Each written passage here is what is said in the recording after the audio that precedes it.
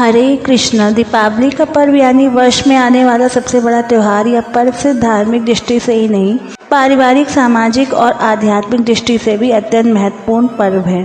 सामान्य रूप से दिवाली के पर्व पर हम लक्ष्मी जी की पूजा अर्चना करते हैं। अपने जीवन में धन, यश, कीर्ति, समृद्धि, संतान और संपत्ति के आशीर्वाद की याचना करते हैं। आप जानते हैं लक्ष्मी देवी इस विषय में क्या कहती हैं? तो चलिए आज के इस विशेष वीडियो में हम आपको बताते हैं कि लक्ष्मी जी कहाँ निवास करती हैं। ऐसे कौन कौन से स्थान हैं जहाँ पर लक्ष्मी देवी सदैव रहती हैं और ऐसी क्या क्या गलतियाँ जो आपको भूल से भी नहीं करनी चाहिए। अगर आप ऐसा करते हैं तो आपके घर में लक्ष्मी देवी कभी भी निवास नहीं करेंगी और आपको जानकर आश्चर्य होगा कि ये सारी बातें हम नहीं कह रहे हैं, बल्कि स्वयं लक्ष्मी देवी अपने मुख से कह रही हैं, और वो भी ब्रह्म वैवर्त पुराण और पद्म पुराण जैसे वैदिक पौराणिक ग्रंथों में। आज के इस वीडियो को आरंभ करते हैं और सबसे पहले हम देखते हैं कि आखिर लक्ष्मी देवी के अनुसार वह वास कहाँ करती हैं, किस स्थान पर उनको रहना पसंद है। ब्रह्म वैवर्त पुराण के पूर्व भाग प्रकृति खंड में स्वयं भगवान नारायण नारद मुनि से कहते हैं, जहाँ कहीं भी भगवान की अर्च, विग्रह और उनका शुभ नाम कीर्तन होता है, वहाँ सर्व मंगल स्वरूपा कमला देवी यानी लक्ष्मी जी निवास करती हैं। जहाँ कृष्ण और उनके भक्त की निरंतर प्रशंसा होती है, वहाँ कृष्ण प्रिया लक्ष्मी देवी सदैव रहती हैं। जहाँ शंख ध्वनि होती है और शंख शिला यानी कि शालिग्राम शिला और तुलसी दल रहते हैं और इन सभी की सेवा, वंदना और ध्यान होता है, उस स्थान पर स्वयं लक्ष्मी देवी विराजमान रहती हैं।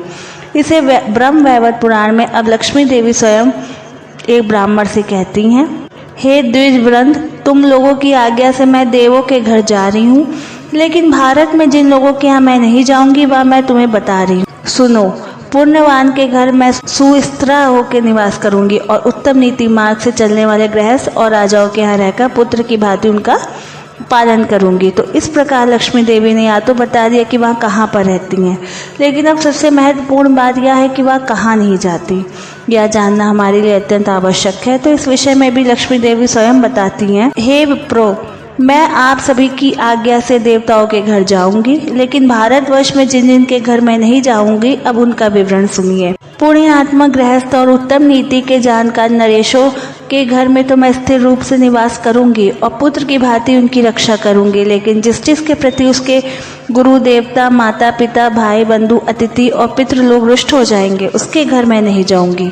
जो मिथ्यावादी, पराक्रमहीन और दुष्ट स्वभाव वाला है और हमेशा मेरे पास कुछ नहीं है यही कहता रहता है, उसके घर भी मैं नहीं जाऊंगी।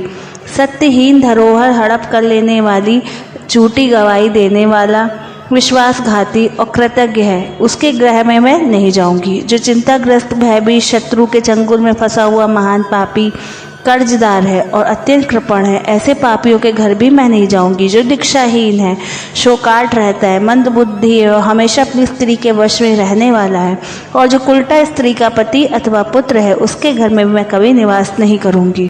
जो दुष्ट वचन बोलने वाला है, झगड़ालू है और जिसके घर में निरंतर कलह कंका होता रहता है और जिसके घर में स्त्री का स्वामित्व चलता है, ऐसे लोगों के घर में मैं लक्ष्मी कभी नहीं जाऊंगी। जिस घर में श्री हरि की पूजा और उनका गुणगान नहीं होता, उनके नाम का कीर्तन नहीं होता, उनकी प्रशंसा में उत्सुकता नहीं होती, उसके घर भी मैं नहीं रहूंगी। तो कन्या, अन्न और वेद को बेचने वाले मनुष्य घाती और हिंसक है, उसका घर नरक कुंड के समान है, इसलिए मैं उसके घर भी नहीं जाऊंगी। जो कृपणता के कारण माता पिता, भार्या, गुरु पत्नी, गुरु पुत्र, अनाथ बहन और आश्रयहीन बांधवों का पालन पोषण नहीं करता है और सदैव अपने धन संग्रह में ही लगा रहता है, उसके नरक के समान घर में मैं कभी नहीं जाऊंगी। जिस मनुष्य के दांत और वस्त्र मलिन रहते हैं, मस्तक रूखा और ग्रास तथा हाथ विकृत रहते हैं, उसके घर में मैं नहीं जाऊंगी। जो मंद बुद्धि का मनुष्य मल मूत्र का त्याग करने के बाद उसे देखता है और गीले पैरों से सोता है, उसके घर भी मैं नहीं जाऊंगी। जो मनुष्य बिना पैर धोए सोता है और गाढ़ निद्रा के वशीभूत होकर स्वयं निवस्त्र हो जाता है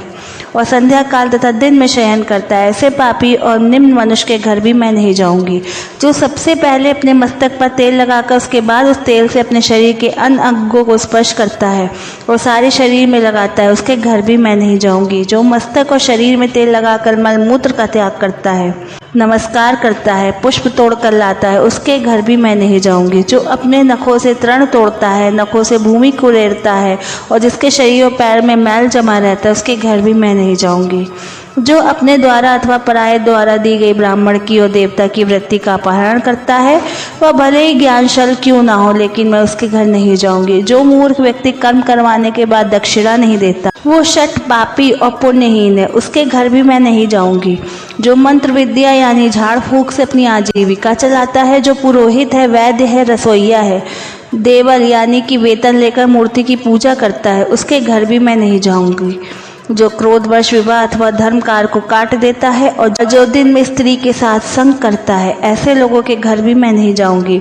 तो इस प्रकार महादेवी लक्ष्मी ने नारद मुनि से अपने विषय में संपूर्ण वृत्तांत को सुनाया। तो अब समय है कि आपके लिए सोचने का कि कहीं आप जाने और अनजाने में इनमें से कोई ऐसा कार्य तो नहीं कर रहे हैं जिसके द्वारा लक्ष्मी देवी आपके घर पर नहीं आ रही हैं, क्योंकि यह विशेषकर जानकारी हम अपनी तरफ से नहीं स्वयं लक्ष्मी देवी के मुख से सुन रहे हैं। तो इसलिए इस पर ज़रा विचार कीजिएगा और इस दीपावली के पर्व पर अगर इनमें से कोई भी ऐसी चीज़ है जो आपके जीवन में और आपके घर में है तो उसका त्याग कीजिएगा। दिवाली की सफाई के दौरान उन्हें भी घर से बाहर निकाल दीजिए, ताकि आपके घर में भी हर प्रकार की नकारात्मकता अशुभता दूर हो जाए और इस दीपावली के शुभ पर्व पर सात्विक शुभता और मंगल होता प्रवेश कर जाए और उसी के साथ भगवान की प्रिय लक्ष्मी देवी भी आपके घर पर प्रसन्नता पूर्वक निवास करें।